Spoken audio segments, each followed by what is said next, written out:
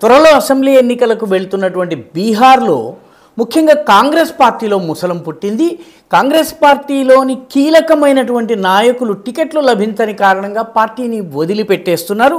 ఉదాహరణకి Congress party research cell మాజీ చైర్పర్సన్గా ఉన్నటువంటి ఆనంద మాధవ్, ఈయన తనకి టికెట్ ఇవ్వని కారణంగా టికెట్లు అమ్ముకుంటున్నారని ఆరోపిస్తూ పార్టీకి రాజీనామా చేశారు. అలాగే యువ నాయకులు, ముఖ్య నాయకులైనటువంటి ఛత్రపతి యాదవ్, గజానంద్ షాహి, అదేవిధంగా నాగేంద్ర ప్రసాద్, రంజన్ సింగ్లు కూడా పార్టీకి రాజీనామా చేశారు.